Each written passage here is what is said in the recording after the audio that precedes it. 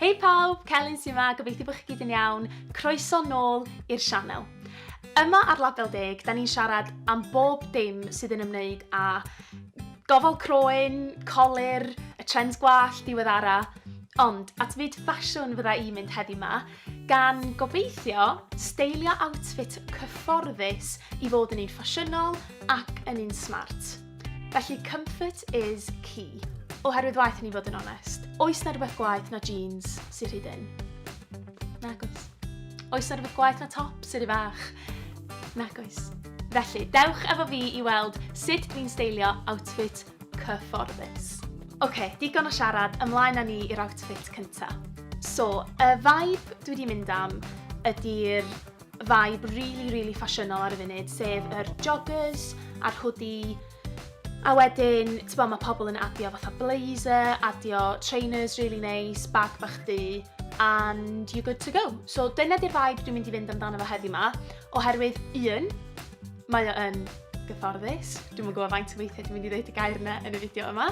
Un, mae o'n gyfforddus, a dau, ti dal yn teimlo neis yn efo, ac os ti angen picio i'r siop, neu os ti'n cyfarfod rhywun, ydych chi'n teimlo yn ddigon smart. Felly, joggers fel yma dwi wedi penderfynu dewis heddiw yma. Maen nhw'n joggers plaen, llwyd reit golau, really.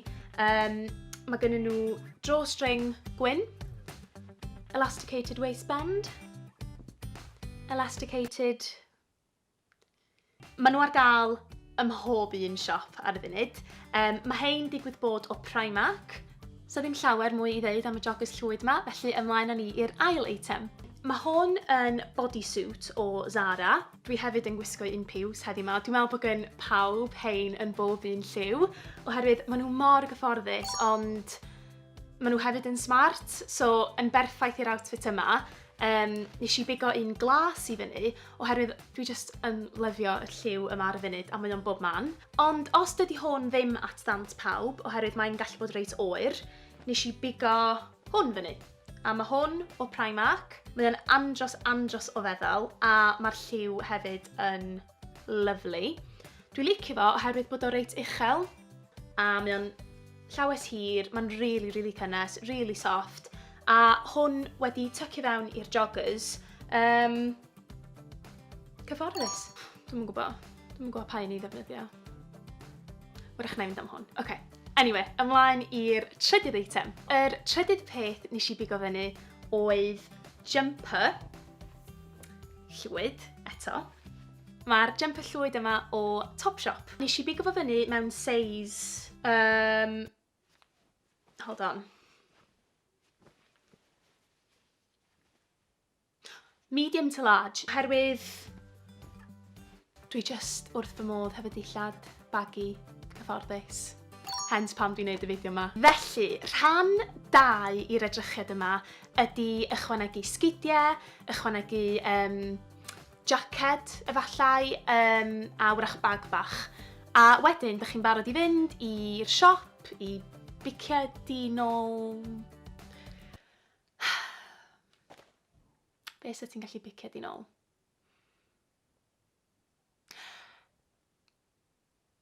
Picio di nôl coffi, picio di weld ffrind, rhywbeth. Ond ydych chi dal yn gyfforddus. Da iawn chi. Hein ydy'r trainers dwi'n newydd bigo fyny, a dwi bach yn obsessed efo nhw. Dwi wedi bod yn sbio ar yr Balenciaga trainers ers hydoedd. Dim fyswn i byth yn gallu fforddi nhw, cos dwi'n meddwl bod nhw tua £700. Ac yn bar o sgidiau, dwi'n meddwl bod fi'n fodlon talu y math yna arian. Felly, dwi bod yn chwilio am ryw fath o dupe ar gyfer y sgidiau yma. A nes i ffeindio hein, credwch neu beidio, yn TK Maxx. Ascot ydy yr brand, a dych chi'n gwybod, yn amlwg, dydy hein ddim yn mynd i fod yr un safon ar Balenciagas. Maen nhw mor ysgafn, as in, dwi'n meddwl na polystyrene ydy hwn. Ond, ta waith, maen nhw'n neud yr swydd yn union yr un fath. Ond dwi'n bendant yn meddwl y math yma o esgid wneith fynd hefo'r joggers. Mae'r sticker dal yn yma. Awkward. Ag baby blue, eto, dwi'n obsessed efo'r lliw yma. A dwi'n meddwl oedd hein yn rhywbeth oedd 16 pint. So, da ni wedi newid yr outfit o fod yn chillio, adre, ddim really wneud llawer o'n byd, i picio allan i'r siop a teimlo fatha bod chi yn edrych yn ddigon smart i gweld ffrind neu gweld pwy bynnag. So hyd yn hyn, da ni wedi ychwanegu yr sgidiau. A wedyn, yn ola i'r ail outfit, be swn i'n neud ydy ychwanegu denim jacket oversized wrach, oherwydd mae'r hoodie reit fawr, a dwi'n meddwl fos y denim jacket tin yn mynd hefo hwnna. Ges i hwn blynyddoedd yn ôl mewn charity shop neu vintage shop, dwi'n cofio, yn Gaerdydd. Oops. Dwi hefyd yn licio pan mae pobl yn gwisgo yr jacedi fel ma, just on the shoulder, tyfo, ydw i wedi trio, naddo, dwi ddim hyd yn oed wedi rhoi ymlaen, effortless, ond really fashionable. Just barn ni, di hwnna ddo. Dwi'n actually teimlo'n really cool yn hwn, so dwi definitely mynd i wisgo hwn eto. Iawn, ymlaen â ni i'r trydydd edrychiad, sydd fymryn yn fwy smart tro yma. Nes i brynu'r blazer yma o Zara, probably tua 2 flynedd yn ôl, ag oedd o just ar fatha dechrau yr blazer hype. So oedden nhw ddim ar gael yn bob man, ac dwi'n meddwl oedd hwn reit ddrud, ond be sy'n gret rwan ydy mae yna blazers yn bob man. Felly, os da chi'n mynd siŵr amdanyn nhw, cos mae nhw bach yn maen nhw'n quite anodd i steilio. Be sy'n gret rwan ydy bod nhw ar gael yn rhatach mewn llwyth o siopau gwahanol. So, os da chi'n trio blazer am y tro cynta, wrach sy'n syniad trio un bach rhatach a gweld os da chi'n licio fo, gweld os mae'n siwtio chi, gweld faint da chi'n defnyddio fo. Ond, digwydd bod dwi'n lyfio'r un yma. Mae o yn hollol ddu, a mae gynno fo botymau du. A mae hwn yn medium. So fyswn ni unau yn ychwanegu blazer fel ne, neu fyswn ni yn ychwanegu coat hir. Mae hein mewn ffasiwn yn bob man ar y funud. Unau fatha trench coat neu duffel coat. Ond dwi yn meddwl bod cotiau hir wastad yn fatha really classy a dyn nhw byth yn mynd allan o ffasiwn. So, dyma ydi coat fi a dwi'n gwisgo fo bob gaea. Ges i hwn eto blynyddoedd yn ôl, ond mae di para yn really da.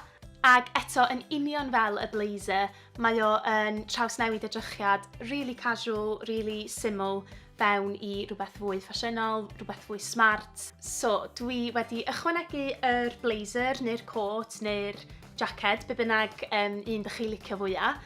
A wedyn, i gorffen yr edrychiad rhif 3, sef yr un fwyaf smart, be swn i'n neud ydy ychwanegu bag bach. Dwi wedi ffeindio na steil fel yma sydd yn siwtio yr outfit yma gore.